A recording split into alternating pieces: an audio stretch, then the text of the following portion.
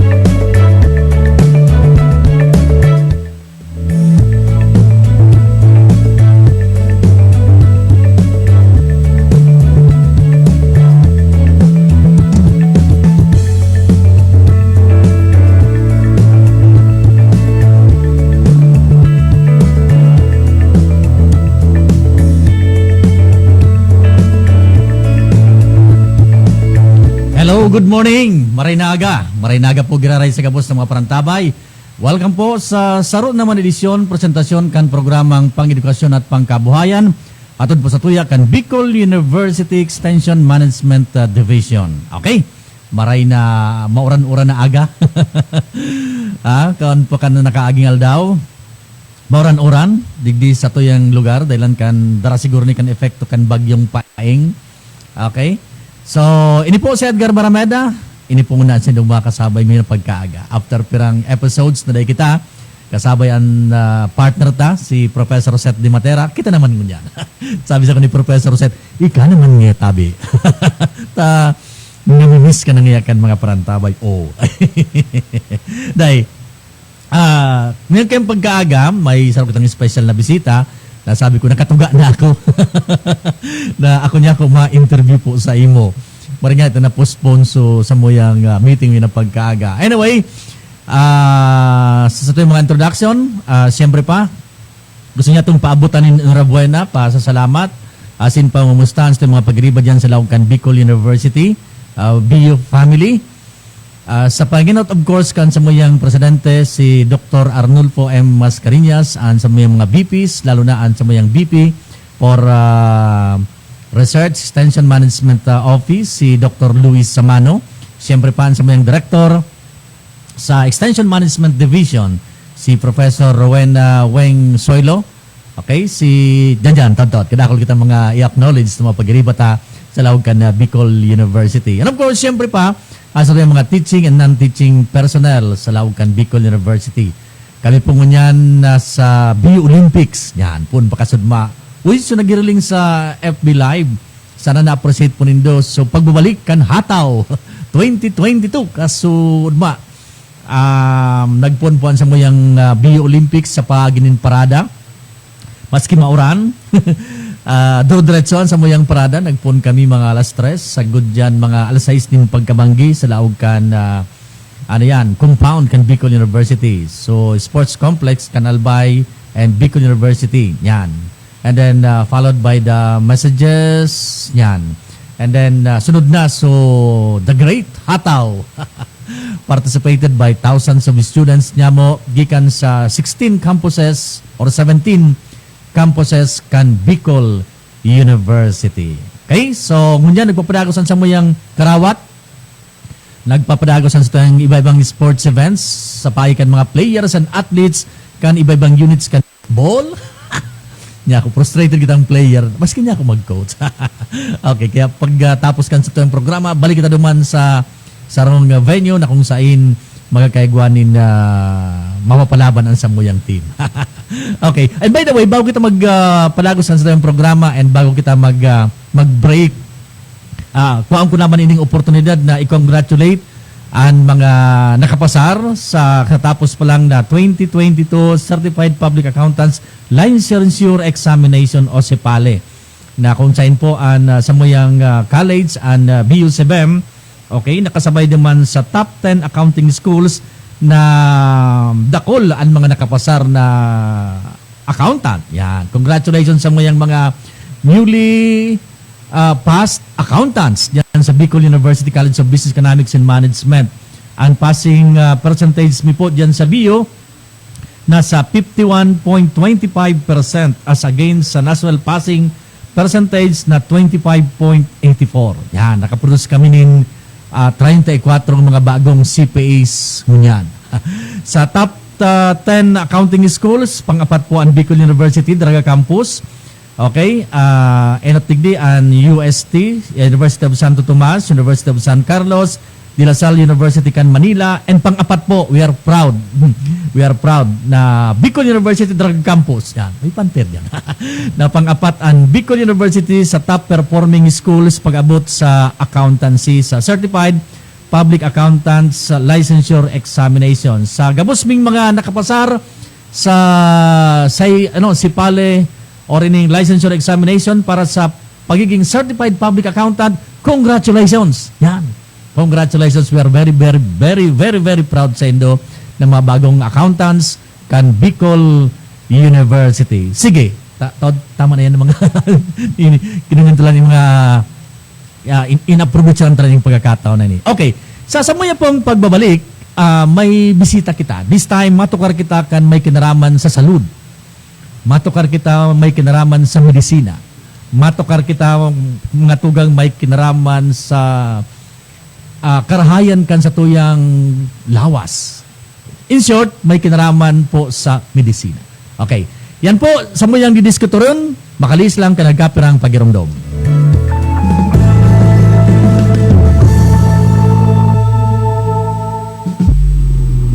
Protektado ka na ba sa iba't ibang uri ng sakit? Sa panahon ngayon, dapat may matinding proteksyon. Markwell Isopropyl Alcohol with Moisturizer. Ito ang matinding panangga, matinding depensa ng ating mga kasangga. Markwell Isopropyl Alcohol. Malupit pumatay ng mga germs at viruses na sanhi ng iba't ibang uri ng sakit tulad ng diarrhea, sipon, trangkaso at marami pang iba. Maging protektado sa lahat ng oras. Depensahan ng katawan. Markwell Isopropyl Alcohol with Moisturizer. Another quality product of JMar Marketing. Call him now at 0947-645-3153. Pakinggan po natin itong caller na may problema sa mata. Ako si Merlinda Uyan. Nagkaroon ako ng diabetes. Doon ko nakuha ang panlalabo sa aking mga mata dahil sa sobrang taas ng blood sugar ko. So, pag inom niyo po nitong iBerry, Hindi ako nagkaroon ng operation. Lahat-lahat yung paningin ko malinaw na malinaw. Subukan ang pinakabagong iBerry Gold na may 10 mg na lutein at mas mura sa ibang brand. Ang iBerry Gold ay mabibili sa mga suking butika. Madya na, magpabakuna. Marahay na barata. Ang mga bakuna, pinarani na sa inyo. Pwede na ikaw magpabakuna as in booster sa saon, terminal ng sasakyan, naulan or pier, simbahan, eskwelahan, opisina, plaza, malls. Aramo na ni-schedule sa inyong lugar sa paalitan sa inyong lokal na gobyerno. Magpabakuna as in magpa-booster na para sa mas makusong na proteksyon kontra sa COVID-19. Pagbakunado, ang pag-iwas sa malalang-halang ng COVID-19 garantisado. Sa booster, pinalakas, pinaslakas. Sarong pagirumdong, hale sa DOH Bicol CHD.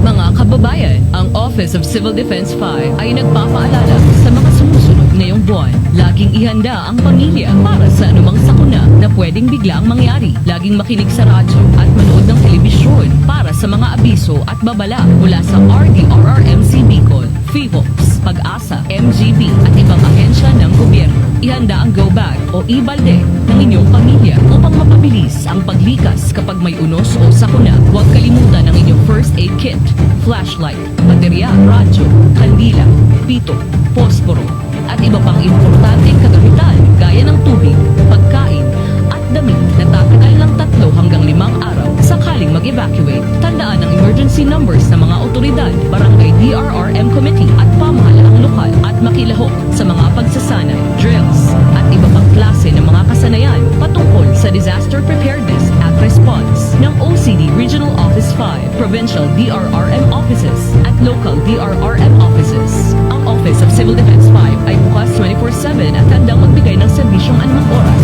Sa camp, Brigadier General Simeon A. Ola, Legazpi City, Albay, sa pamumuno ni Regional Director Claudio L. Yucot. Maaring tawagan ang hotline number 742-1176. Sa OCD 5, bida ang handa. Sige, balik na kita ligdi sa tuyang programa. Oras niya itong mga tugang eksaktong 16 minutos makalampas alas 10 nin na pagkaaga. Yan itang parahaloy. Yun na ini. Okay, this morning, yun na pagkaaga, may bisita po kita, as usual, sa tuyang programa. Digdi po sa tuyang programa ang pang-edukasyon at pangkabuhayan. This time, ang sa tuya pong bisita, matukar may kinaraman sa medisina. Hali ko na po siyang midbid. Pun pa kayo sagod siyangon yan.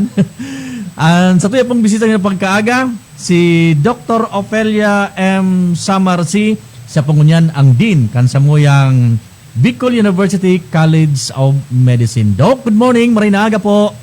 Hey, good morning, Dean Ed Barameda, ang Apo. titulo ko, si Bem. Opo. Una-una, I want to greet good morning sa lahat ng mga nakikinig, nanonood sa Radio Veritas, my favorite radio station. Of course, sa lahat ng mga taga Bicol University at lahat ng mga taga-pakinig na kahit hindi kasama ng Bicol University, meron ho kaming napakagandang balita na gusto namin ipaabot sa lahat ng mga nakikinig at nanonood. Okay. Kaya very excited po ang College of Medicine na i-share ito sa inyo lahat. Sige po, Doc. Alam niyo naman, this is about medicine. Apo. Because unang-una, dahil dun sa pandemic, nagkulang talaga ang mga doktor. Ang iba sila namatay. At dahil sa dumami na ang kaso ng COVID, at napabayaan din yung mga non-communicable diseases, yung mga sakit sa high blood, stroke, heart diseases, yung mga iba-ibang sakit, nangailangan ng sobrang daming doktor. At dahil dito, pag-alaman ng gobyerno na kulang talaga tayo ng doktor. Na sabi ng DOH na we need about 92,000 doctors in the whole Philippines to catch up with the need for doctors. Konting-konti lang kami. Hindi kami nag-20,000 na bilang ng buong doktor sa buong Pilipinas. Kaya ang laki ng kakulangan. Dahil dito, yung gobyerno, naglaan sila ng budget para magbigay ng scholarship sa College of Medicine o sa pagmamedisina. Alam naman siguro ng lahat na mahirap maging doktor, hindi lang dahil ito ay napakahirap na kurso, pero dahil ito ay mahal. Hindi lahat ng panahon ko halimbawa, kailangan mo daw malaking pera, kailangan mo maging mayaman para ka maging isang doktor. Pero napatunayan ko to kasi kami ay kahit isang tuka, sobrang mahirap, pero naging doktor ako dahil sa isang scholarship ng gobyerno. Panahon na yon, in the early 80s, it was called the State Scholarship Program. Pero ngayon, mayroong same or similar na programa na nilabas ang gobyerno. Napakaganda niya kasi libre lahat. Mas maganda pa doon sa na-avail namin na benepisyo nung ako ay nag-aral ng State Scholarship sa medisina. Yung panahon na yon, mahina. Medyo, Okay, mahina daw ba ang sound ko? medyo, manipis yung sound mo tabi, Doc. Manipis siya. Sige, Baka pwedeng mag-granary po siguro sa sa mic or sa medyo po manipis. Kaya ba nating adjust diyan sa sa technical? Hello, adjust ako, lalapit ako. Apo, siguro. Okay na po ba? Medyo Mas okay na. Sabi ng technical namin, Doc, medyo okay na po. Sige po, go ahead, Doc. Yung good news na sinasabi ko is, nung panahon namin, mayroon big state scholarship, pero isa lang sa bawat region ang kinuha. Ako ang nakuha sa Bicol nung ako ay nag-aral noong 1982. Pero ngayon, 5 milyong piso, 5 million pesos ang nilaan ng gobyerno. 500 million, I mean. 500 million ang nilaan ng gobyerno para sa mga mag-aaral na gusto mag-aral ng medisina. Pero kulang ang nag-a-apply sa medicine, sa College of Medicine. Marami rin ang mga bagong eskwelahan, mga state universities and colleges na nag-open na rin ng College of Medicine para rin matugunan ang kakulangan ng mga mag-aaral ng medicine. Sa ngayon po, halimbawa kami dito sa College of Medicine ng Bicol University, nag-allot kami ng slot na 105. Ngayon po, 91 lang po ang nakuha namin o ang nag-enroll, na nagtuloy ng first year. Halos lahat sila nag-qualify doon sa scholarship. Mhm. Pero naisip namin mga faculty ng College of Medicine na itong programang ito ay magiging makahulugan kung ito ay ma-share namin ang opportunity na to sa mga mahihirap din, hindi lang doon sa mga mayayaman. Mhm. Kasi I did a survey for our incoming first year students as well as the other levels in the College of Medicine at saka yung mga nagtatap sa eskwelahan namin, lalo na during the pandemic. Opo. Karamihan sa kanila may kaya din. Mhm. Yung mga naging successful na nasa top ng klase, Mhm. these are the students who have a relatively high income. So parang during the pandemic, napalala pa siya, malaki ang factor ng economy at saka yung accessibility to the para mag-aral. Mhm. Kaya ang gusto namin sa College of Medicine, kami ang pupunta sa mga barangay, kami ang pupunta sa community, Mhm. kami ang pupunta sa eskwelahan para matulungan namin yung pangangailangan ng mga kabataan na gustong maging doktor. Mhm. At hindi lang po sila pupuntahan namin. Itong programa na binukna namin ay tinatawag namin medisina para sa lahat dapat. It's a highly inclusive program or project, which means that we have to provide opportunities, equal opportunities, even for poor children or students and families Mhm. para kahit man lang paano, bawat isang barangay or isang community, isang town, magkaroon ng doktor. Kasi ngayon, sobrang kulang talaga ang mga doktor. Mhm. Pero kailangan yung mga, itong mga estudyante na to na nag-aaral sa high school halimbawa, because yung high school ang target namin na tulungan, lalo na yung nasa senior high school, kasi sila yung mapupunta sa pagkukulegyo. Mhm. Ngayon, kung sila ay hindi naman nila alam na pwede pala sila maging doktor, Mhm. o kaya kahit gusto nila maging doktor, hindi nila alam kung paano ba maging doktor, Mhm. paano ba makapasok sa Bicol University, Mhm. paano ba matanggap ng scholarship na yan na binibigay ng gobyerno, Mhm. it's going to be unfair Mhm. doon sa mga bata na deserving, matatalino sila, pero wala silang kakayanan na makapag-aral ng medisina. Ngayon, dahil sa karanasan ko bilang galing sa napakamahirap na pamilya, Mhm. ako ay naging doktor, cardiologist ako ngayon. At dahil ako ay naging doktor, nakat ko yung cycle of poverty sa pamilya namin. Mhm. Hindi naman kami sobrang yaman, pero natupad ng mga kapatid ko yung kanilang pangarap din na magkaroon ng magandang edukasyon. At talaga, alam ko sa buong mundo na talagang ang solusyon sa pagkat ng poverty is really education. Mhm. So, yung 4 na Sustainable Development Goals na iminukna yan ng United Nations ay nakasaad talaga doon na solusyonan ang kahirapan, solusyonan ang kagustuman, bigyan ng magandang health ang ating mga tao, at pang-apat ay quality education. Mhm. So lahat ng 4 na to i-address namin dito sa aming programa na tinatawag na mapalad. Medisina para sa lahat dapat, or magandang edukasyon para sa lahat dapat. Ayun. So, ini pala... Gusto namin share at natutuwa ako kasi binigyan kami ng opportunity na ito ay go on public kasi nilaunch natin to last month through the extension development section ng Bicol University, Bicol University as a whole, not just sa College of Medicine. At si Ma'am Weng, ang aming napaka-importante, napaka-halaga na tao na tumulong sa amin.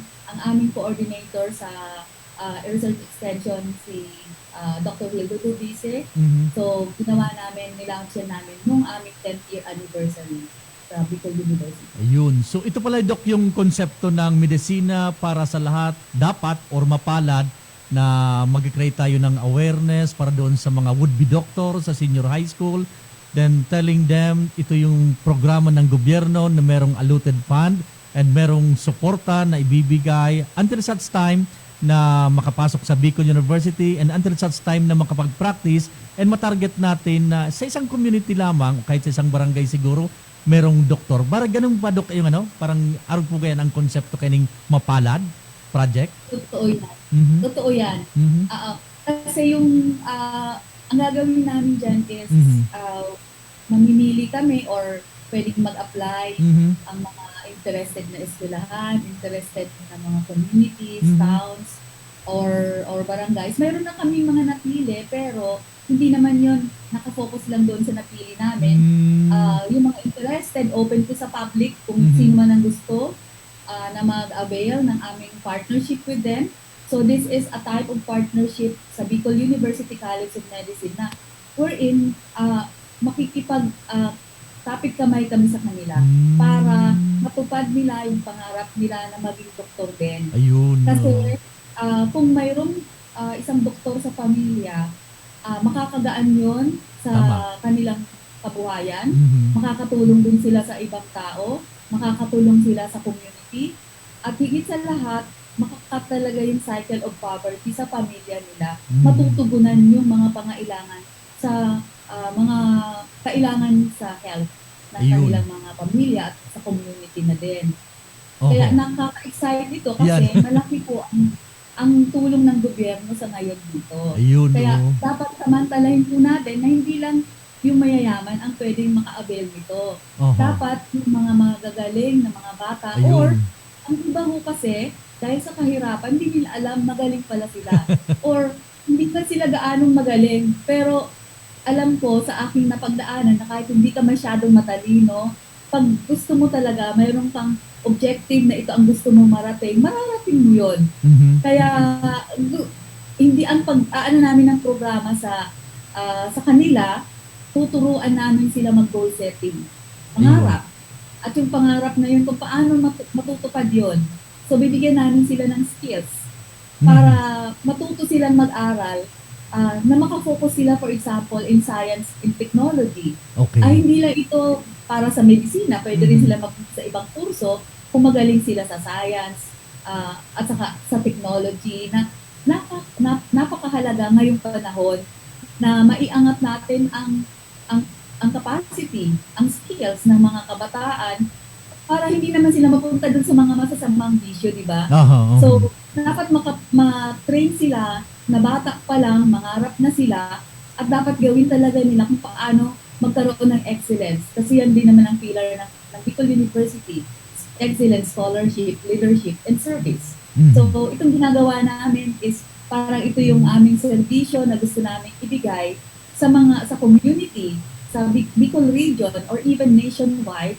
Kung ma-cascade natin ito nationwide at malaman ng iba na pwede pala may ganitong project na ang isang universidad gaya ng Bicol University ay pwedeng mag-reach out sa community para sa ikagaganda ng buhay ng mga pamilya para matupad ang pangarap ng mga kabataan. Ayun. At gusto kong ang medicine kasi ang medicine ang isa sa mga napakamahal na kurso at napakahirap din pumasok sa Ayun. kurso na yan. Pero sinasabi ko sa mga bata dyan nakikinig, yung mga magulang dyan na nakikinig, walang imposible kung gustuhin natin gawin. Kaya kailangan mo natin tutukan ang ating mga anak at yun po ang ituturo namin sa inyo. Kung paano magkaroon ng mga anak na nakafocus sila sa pag-aaral nila at mayroon silang pangarap sa buhay at ito ay matutupad para sa kanila. Okay. So, ako Dok, nasubaybayan ko talaga yung ano mo, kung paano ka naging doktor, kung paano yung mga pag-isikap mo, pati sa mga tugang mo, nasubaybayan ko. Plus, yung mga giri mong projects ka ito, yung titawan mo gaminin paglaom sa mga ina na, pero may kuha ka mo ka ito, yung project na featuring some of the prominent personalities na talagang nagpuon man sa puon na sagod sa naging midbid sila sa syudad, naging professional, and para bang big pahiling ito, sindaan modelo na bakong imposible sa mga TOs, sa mga pobretang mga kabayan na mga rap pag-aron kayo. Buhay pag-asa ba yun, Dok? Parang ganun sa project yun, Dok, ito. O. Now, Storya ng pag-asa po. Istorya ng pag-asa niya, na future yun. So, digi po sa Mapalad Project Tao, ang mangyayari po, madamang kita, as part of the extension program staff, madamang po kita sa mga barangay, madamang kita sa mga organizations, madamang kita sa LGU, for them to inform na meron kaming project, and then later on, pwede kang maglaog sa Bicol University to proseso kang buset, and then pag nakalaog na kamo, then duman na kamo iti-train kang College of Medicine hanggang mautog ta sa pagiging doktor until na i-deploy ito na sa mga iba-ibang lugar para magamit. Tapos sabi mo po nga sa bago, 92,000 ang kulang tang mga ang kaipuan tang doktor, pero sa tunot 20,000 lang. Ganoon po kandok ang mangyayari? Mababa nito sa grassroots, patataas para makalaong sa Bicol University? Yes po, oo. Mhm. So magsisimula po tayo, gusto nga sana namin, magsimula tayo sa elementary. Pero sabi Elementary. natin, if we want to have something na mas madali, sa high school, sa senior high school, natin Okay. mag-focus. Kasi doon yung may mga STEM program. Pero Mhm. syempre nakaka-frustrate kasi hindi sila pumapasa ng NMAT. Kasi sa buong, in the whole country, ang pinaka-prime na importante na obstacle sa pagpasok ng medicine ay pumasa sila ng tinatawag na National Medical Admission Test. Ang NMAT po ay ang passing rate in the whole Philippines is 40. Pero ang ating Bicol University College of Medicine, 65 ang kailangan. At para ho sabihin sa inyo, kahit mga honor students hindi nakaka-65. So, mahirap makakuha ng 65. Kaya kailangan po namin i-train sila. Bukod po sa tutulungan namin yung mga senior high school na they will be able to develop the skills, how to study, how to actually think ahead, how to make themselves be competitive with the rest of the world. Kahit mahirap sila, kailangan po natin sila bigyan ng programa. At kailangan i-increase natin yung kanilang interest at commitment nila na kung ito ang pangarap nyo, kailangan pagtatrabahuhan nyo. Wala namang libre yan na hindi mo talaga pagtatrabahuhan. So ito yung gagawin namin sa mga estudyante sa senior high school. Pero at the same time po, kailangan din kaagapay ang mga magulang. So yung mga parents, kailangan din pong mag-participate, yung LGU, yung mga barangay officials, kailangan din tumulong. So ito ang napakagandang programa ng Bicol University College of Medicine kasi isasama namin yung buo. So parang this is a form of a transformative type of project or strategy na gusto talaga namin na may mangyari doon sa grassroots. Mayroon talagang mangyaring maganda na talagang makakat ang cycle of poverty, mag-i-improve po ang kalusugan nila. Kasi tuturuan din po namin sila kung paano mag-self-care, kung paano gamutin ang ganitong mga sakit para maintindihan nila anong kahalagahan ng bakuna, anong kahalagahan ng mga health programs ng gobyerno. Kailangan maintindihan po nila yon. And that way, magkakaroon po sila ng interest. Ganito pala ang pagdudoktor. Malaman nila how it is to be a doctor. Ano ba talaga ang ginagawa ng mga doktor. At saka, kailangan malaman niya what lies ahead. Kaya, napakaganda kasi involved po dito lahat ng faculty ng College of Medicine. Right now po, we have a complement of 26 full-time faculty sa College of Medicine na napakasipag po, may mga puso at gusto po talagang tumulong sa mga communities natin.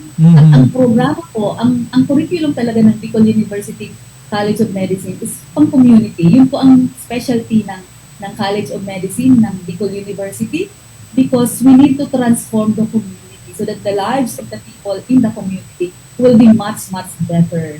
And only then we will be able to say that we have really contributed to the community. Kasi kung walang transformation, kunyari, bigay lang tayo ng bigay or ano lang ginagawa natin sa community, pero hindi naman nagbago yung buhay ng mga nasa komunidad, useless po yung gagawin natin. And we want something more permanent that we want to give to the community. And this is a gift.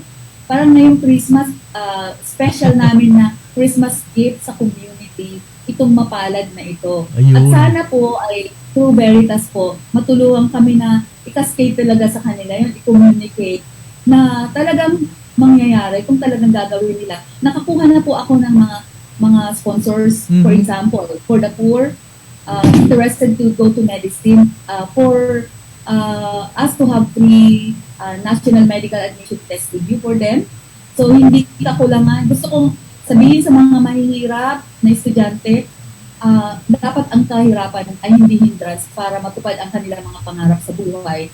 Kaya, maghahanap po kami ng mga makakatuwang namin, makakatulong para mag-provide po ng mga needed na pera or mga skills para ma-achieve po nila na makapasala sila sa EGMAT.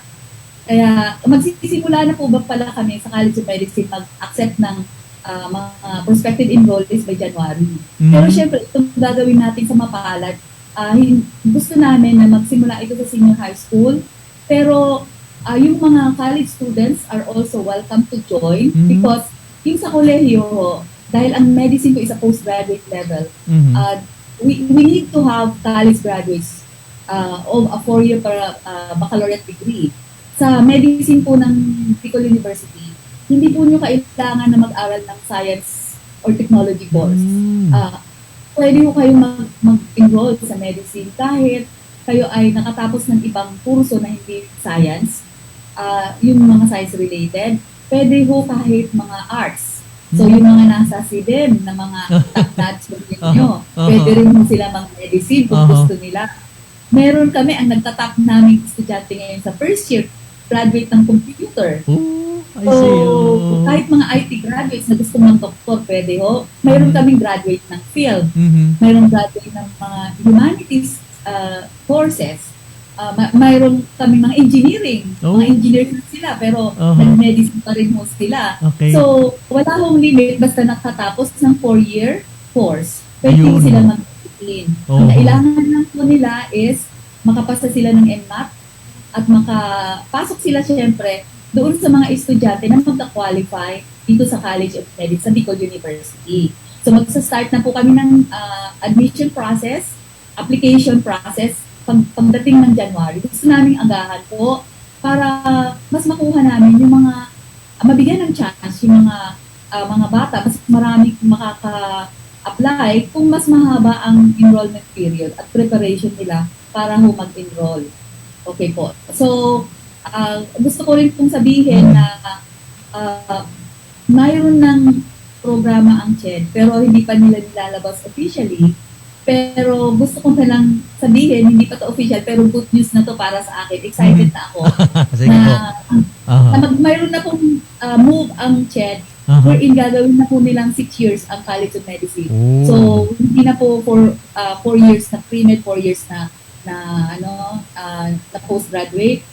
So, pag naging 6 years, parang internet program ng UP.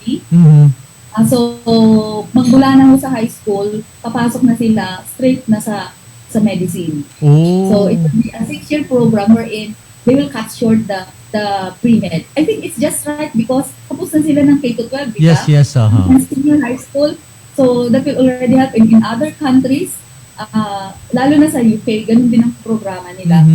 Wherein naka-shorten talaga yung College of Medicine. Ito ay dahil kailangan nga natin ng doktor. So, yung 2 taon na masisave para lang ho maging doktor na itong mga to ay napakahalaga ng po iyan. At gusto ko rin ho i-share, baka kasi magtatapos ng aking 1 hour lang tayo. Okay lang po, Doc. Mahaba pang oras natin. Ang gandang programa ng CHED. Kasi yung CHED po, salamat pala sa gobyerno kasi meron silang napakagandang program. Alam niyo po ba na ang mga estudyante namin sa Bicol University College of Medicine, halos lahat sila libre. Ang hindi lang ho libre, yung ayaw ho tumanggap ng scholarship. Kasi may mga mayayaman na ayaw nilang mag-return service. Ayaw nilang magbayad. Kasi mayroon ho itong kaagapay na return service. So, kung mayaman ka naman, ay pwede naman i-give up yun kasi baka ayaw mong matay up doon sa return service. Okay naman yun. Pero otherwise, most of our students have received scholarship. That's from first year to 4th year. At ngayon, dito sa tinatawag nating MSRS program, Medical Scholarship Return Service Agreement program, ito po ay napakagandang programa kasi ito ay para mong binibigyan ng bayad yung mga bata para mag-aral. So, hindi po lahat, tuition fees, may allowance, mayroon kang marireceive na pera na mas malaki pa kaysa ikaw ay magtrabaho. So, kung magaling ka ngayon, I mean, this is a wise decision. Ikaw matalino, may anak kang gusto mag-doktor. Kahit po sila nagtatrabaho na, pwede pa rin sila mag-doktor. May mga estudyante ko kami, ang edad, mga 30s na. Kung ako ay din sa kabila, mayroon kami estudyante na nasa 40s na. May mga estudyante dati sa aming BCCF dati na mga retired na mga nurses sa Amerika. Gusto nilang doktor. So, or mga retired na military sa Amerika, pero pumupunta sila sa Pilipinas kasi ang Pilipinas isa sa pinakamagandang mag-aral ng medisina at napakamura. Pinakamura yata yan sa buong mundo mag-aral dito. Pero ginawa ng libre ng gobyerno. So, napakagandang balita. So, gusto nyo i-rundown ko kung magkano ang makukuha ng isang scholar na makakapasa. Ang importante lang una, makapasok sila sa College of Medicine. At 24 lang ang kolehiyo na nag-qualify. Ang natutuwa kami kasi ang Bicol University, isa sa 24 na mga eskwelahan na nag-qualify para mag-avail o makatanggap ng mga estudyante na makaka-receive ng MSRS or libreng pag-aaral sa medisina. Isa ho tayo sa 12 na SUCs. Kasama ho yung Mariano Marcos sa North, University of Northern Philippines, Cagayan State University, Bicol University, tayo lang sa Bicol Region, yung Western Visayas sa Iloilo, Cebu Normal University, University of the Philippines, at saka Western Mindanao State University, University of Southeastern Philippines, Mindanao State University, University of the Philippines, Manila, at saka yung Mindanao State University in Ibigan. So, isa ang Bicol University sa recipient nito. Congratulations. Na napakaganda. So, sasabihin ko na yung kung magkano ba ang mga marireceive. So, pera ho, Doc? sa libreng tuition fees, sila ho ay magre-receive ng book allowance sa isang taon, 26,000 pesos. Malaki-laki And uniform allowance na 7,000 pesos. Miscellaneous allowance na 12,000 pesos. Living subsidy, they will get po 5,000 pesos for 6 months na living subsidy for 1 cent. So for 1 year, that's times, actually 12 months, 60,000 pesos ang kanilang marireceive sa isang taon. Ang lodging allowance, so yung living subsidy, pera pa rin sa lodging allowance. May marireceive din silang 5,000 pesos per month. So, for 1 year, that's 60,000 pesos din. Malaki-laki Sobra. At saka mayroon siyang transportation allowance na 1,000 pesos din per month. So, that's about 12,000 pesos. So, kahit nakabakasyon ho sila, naka-break, mayroon pa rin silang allowance. So, a total of 177,000 ang kanilang mga allowance na malilibre sa kanila, pera doon sa libre na tuition fee. Yun. At saka, pwede rin po sila mag-apply sa qualified na mga private school of medicine at parehas din po yung marireceive nila. Basta lang po, makapasa sila sa medicine. So, ang struggle talaga dito is, pumasa muna sila na makapasok at ma-accept ng isang college of medicine. At higit sa lahat doon is, pumasa sila sa National Medical Admission Test. At para ka pumasa sa National Medical Admission Test, hindi mo yun kayang gawin overnight. Kailangan ang pag-aaral, ang scholarship na gagawin mo sa sarili nyo, ang diligence na gagawin mo, ang focus nyo sa pag-aaral, magsisimula at least sa senior high school, papunta sa kolehiyo. Kailangan talaga yung mga bata, babantayan natin, i-inspire natin. Kasi kung ang isang bata, ang isang tao inspired, walang mahirap sa kanila. Gagawin nila kahit matupad lang yung pangarap nila. Yun. Okay. Doc, babalikan natin yung ibang mga pag-uusap natin ha. Yung mga napakaganda nitong mga projects, mga support na binibigay ng gobyerno, yung scholarship, yung support nyo bago mag-NMAT. And ito yung yung CHED na plano na gawin ng 6 years, parang lalabas siya undergrad. Babalikan natin yan, Doc, makalipas lang ng ilang paalala natin, okay? Thank you so much, Ed.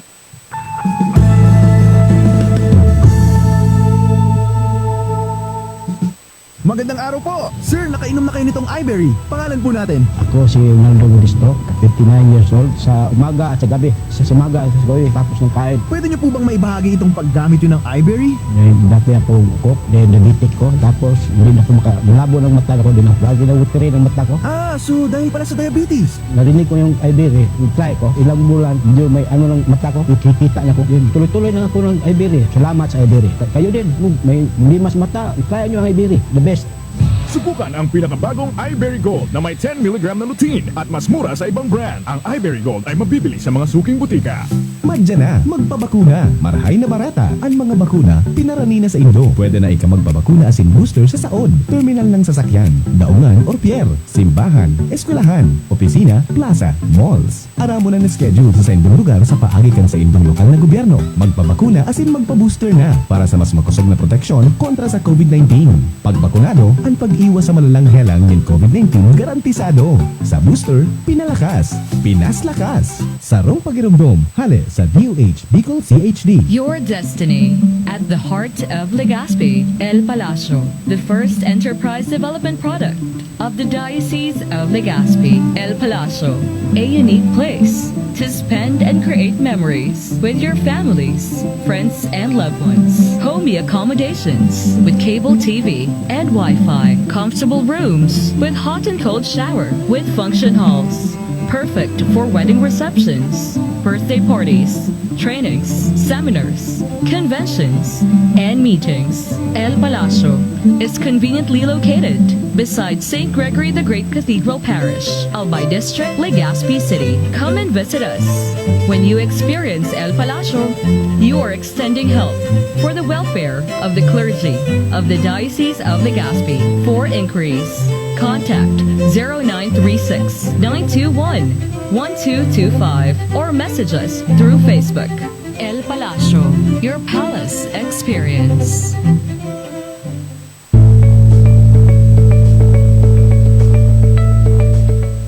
Sige, balik na kita rin sa tuyang programang pag-edukasyon at pangkabuhayan. Oras niya to, 48 minutos makalampas an alas 10. Babalikan ko si Doc. Na-overwhelm ako, Doc. Ang daming support, ang daming programa, ang daming proyekto na nakaantabay ang College of Medicine, ang gobyerno, ang Bicol University para digdi sa mga gustong maglaong sa medisina. I think dahil ng rason para I think magsayuma sa mga may mga pangarap na maging doktor. Gone are the days na ang doktor para sa mayayaman lang. Ngayon, andyan na yung mga suporta. Just imagine, kanina yung binabanggit yung Doc, yung mapalad yung project is that you will be coaching, teaching, facilitating in mga nasa senior high school na bago mag-take ang NMAT, nakaalalay na yung mga nasa BUCM. And then, andyan yung pag na ano na yung CHED CMO na magiging 6 years na. Ibig sabihin, tama pa mistaken, Doc, parang diretso niya, pang senior high, diretso na siya para siya ng undergrad, but this time, 6 years. And now, yung binabanggit mo kanina, na maliban sa libreng tuition sa loob ng Bicol University, pag nakapasok sa BU through NMAT, mga 174,000 ang allowance. Sino pa Doc kayang ayaw niyan, hindi ma-encourage yan sa mga offer, sa mga packages na binibigay para doon sa mga estudyante natin na magiging medicine o doktor pagdating ng oras. Tama ba ako, Doc? To summarize yung binabanggit mo kanina. 177,000 pesos. 177,000 pesos. 177,000 pesos sa isang taon ang marireceive. Kinitita mo na yan. Pero sa kanilang tuition pinalibre. Yun, 177,000. Hindi ko nasabi, pati internship nila may bayad na sila. Hindi pa sila pumapasa ng board exam, meron na silang bayad. At saka pag-take ng board exam, libre din. Meron din sila allowance. Okay. So, aalagaan sila hanggang sila ay maging full-fledged na doktor. Ayun. So, napakagandang programa. So, yung mga gusto maging doktor dyan, ako sasabihin ko, ako kasi ang number one recruiter ng would-be doctor. Gusto ko talaga na maranasan nila how it is to feel like changing lives or preventing death and prolonging the lives of people and being able to make a difference in the lives of those in the community. Yung mga tao na pwede mo ring matulungan. Kasi kung hindi ka tapos wala kang profesyon, paano ka makakatulong sa iba? Yes. Diba? Paano ka makakat ang cycle ng poverty ng iyong pamilya? Kung ikaw mismo hindi rin nakatapos, so isa ka rin sa burden. So kailangan yung mga magulang, hindi mo tayo mag-stop na mangarap. Libre mangarap, pero kailangan pagtatrabahuhan natin. Yes. Bigyan natin susuportahan talaga natin ang mga anak natin. Huwag nating pabayaan na dahil mahirap lang tayo, hanggang doon na lang tayo. Hindi. Kailangan mangarap tayo, Kasi naprove ko yan sa sarili ko. Mhm. Na sobrang hirap. May mga pagkataon noon, wala kaming makain. Nung nag-aaral ako sa BUED, Aha. pagdating ng Wednesday, kasi galing kami sa Kamsur, pagdating ng Wednesday, wala na kaming makain ng Aha. mga kapatid. Mm. Ang kapatid ko na yan, si Dr. June. Oh, si June. Naging awardee nyo. Aha. Oo, self-supporting din yan. Aha. Aral yan sa UP. Mhm. Talagang nag-ano rin siya. Sobrang hirap. Aha. May mga oras na wala kaming pagkain. So, naranasan ko kung paano maging dirt poor na tinatawag. Pero naging doktor ako. Yung Kaya yung mga taga-amin sa Nabua, kung nalalaman nyo, nakita nila kung paano kami nabuhay sa isang parong-parong lang. Na kahit isang tuka kami, na yung nanay ko minsan kailangan pumunta sa palengke at mag-ikot-ikot doon para lang maawa yung mga tindera na pautangin siya ng ulam namin. Kasi alas 5 na wala pa kami pagkain. Pero nung naging doktor ako, naging professional kami lahat. 3 kami sa pagkakapatid naging doktor. Yung panganay naming kapatid, yung 2 anak niya, naging doktor na din. Nakapag-asawa na rin ng doktor. Tapos yung kapatid ko na si Dr. Wins, yan naman ang City Health Officer ng Ligao. Yung asawa niya, sabi ko, mag-doktor ka, 36 years old, may 4 na anak. Doktor na din ngayon. So, nasa sika. Nandun naman siya sa tabako. Tapos, yung isang kapatid ko naman, sabi ko, may scholarship sa medicine. Ayaw pumayag ng anak niya, pinilit talaga niya. Noong first 2 years, sabi niya, ayaw ko na mag-give up na ako. Pero buti nag-hold on. Ngayon, OB na, nagtitrain ako siya sa OB dun sa PRTPH. Pero tuwa yung kapatid ko. So, kami ako, ang anak ko po, 2 sa 4 kong anak, doktor na din. Yes, nasubaybayan ko yun, nasa Amerika, sa abroad. Nasa Amerika. Pero, ibig sabihin, parang virus din ho yan. Tama. So, pagka nakita nila na pwede pala maging doktor, hindi imposible. So, kakayanin. Kasi ang iba, sinasabi nila, minsan may mga kamag-anak tayo, minamaliit tayo, di ba? Bakit ka magdudoktor? Mahirap lang naman kayo. Huwag niyo papansinin yun. Kasi ako, sinabihan ng nanay ko noon, nung bata kami na, pag umuutang ang nanay ko, sasabihin na lang, patigilin na kasi lahat yan na mag-aral. Wala ka sa aming tumigil. Tuloy-tuloy pa rin kami. Lahat kami nakatapos. Basta determinado, Doc, basta may pangarap, saka andyan yung focus, talagang mangyayari yung pangarap mo, no? Oo. Kaya, alam mo, Ed, ako naiiyak ako lagi.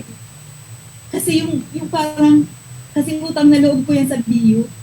Kasi kung hindi ako nag-graduate sa BU na may honor, hindi ako magiging doktor. Kasi nung nag-attend ng investiture right ni Judge Aquilino Bonto bilang second president, lahat ng presidente nandun, it was a very crucial moment for me kasi Dr. Damasceno Ago, the president of the Bicol Community College of Medicine, offered me a scholarship in medicine.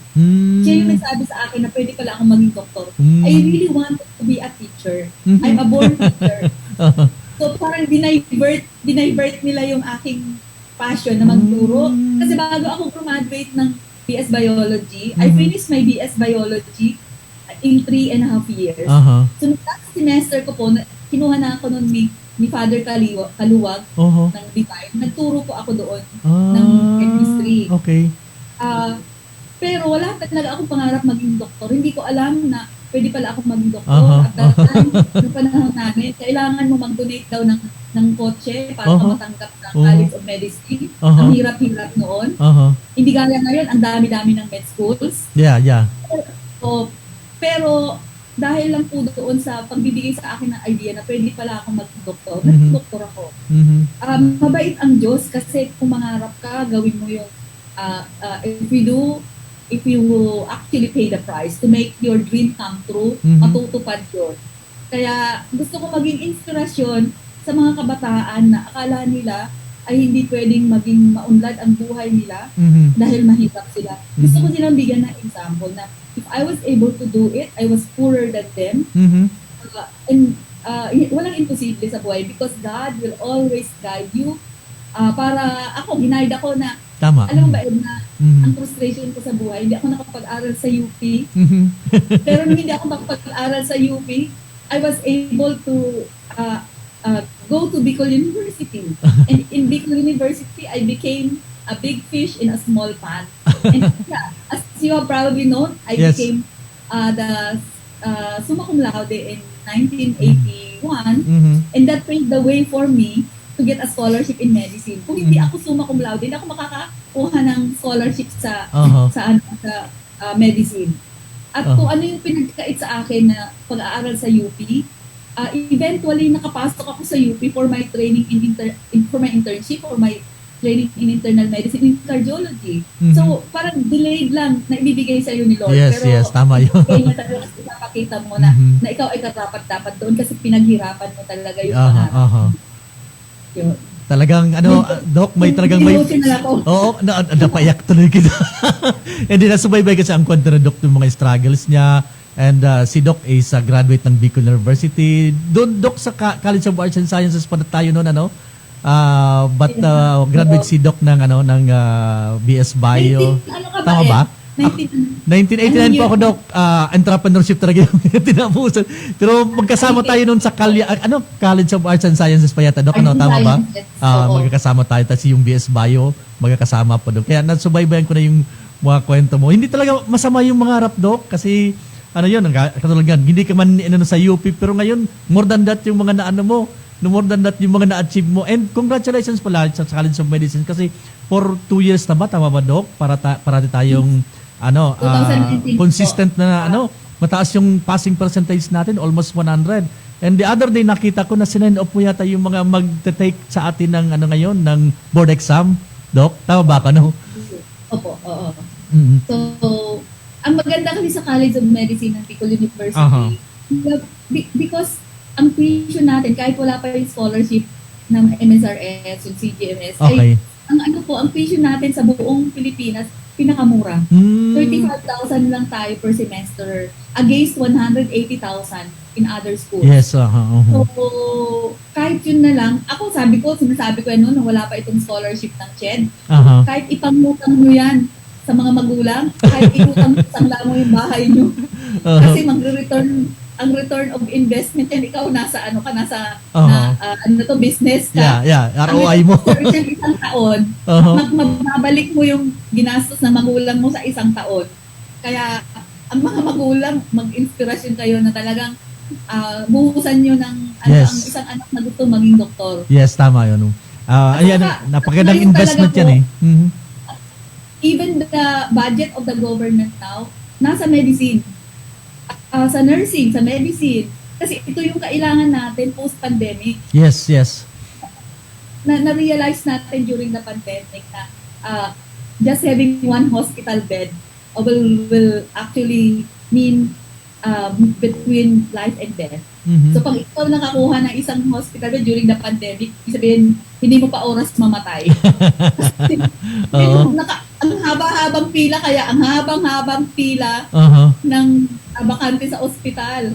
Yun yung sinasabi namin noon na, dapat mabait sila sa doktor kasi kung ang doktor, minsan we were given the chance na pipili kami kung sino dapat ang maging admit sa isang kwarto o sa isang bed.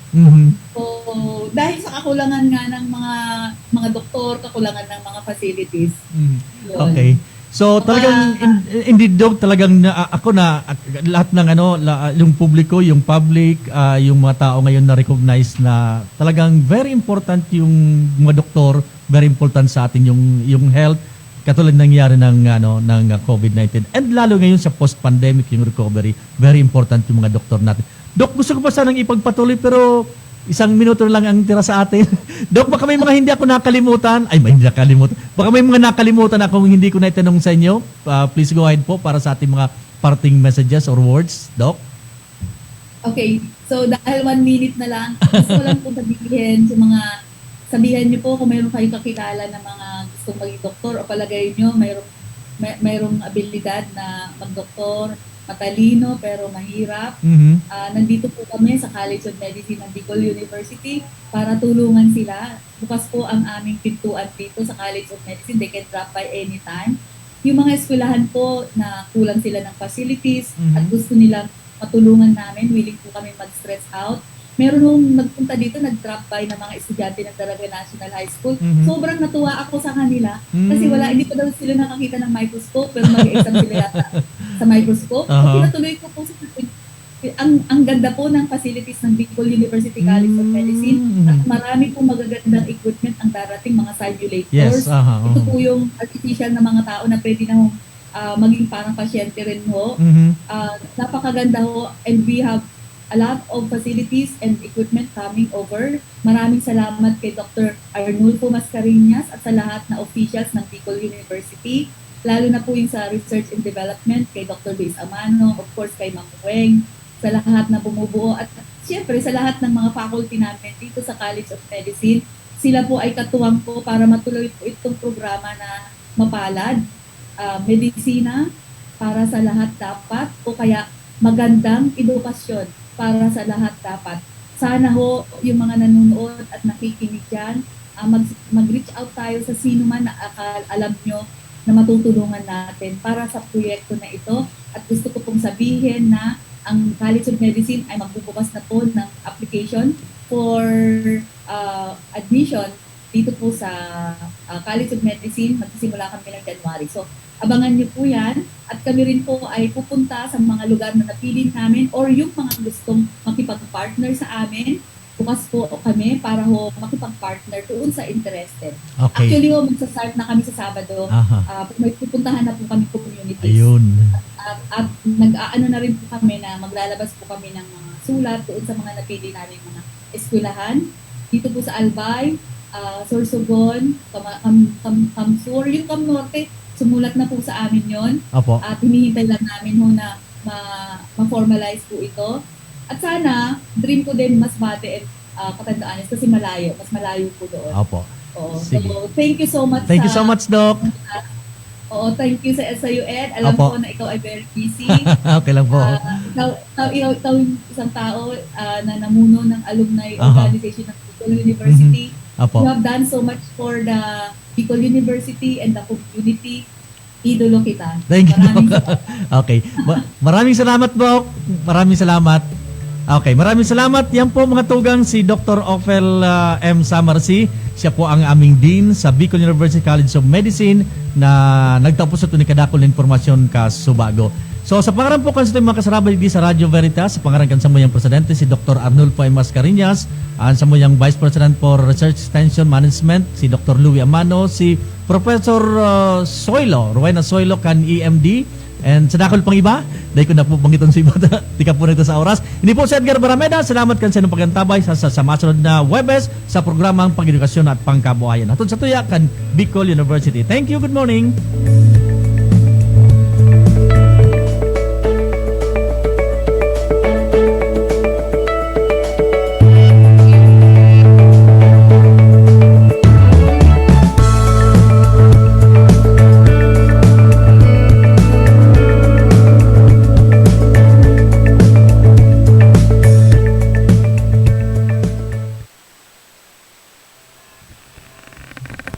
Napasaindo ang programang Bicol University, programang pang-edukasyon at pangkabuhayan. Antabayan liwat sa masunod na Webes. Tigdisa na sa Radyo Veritas Legazpi.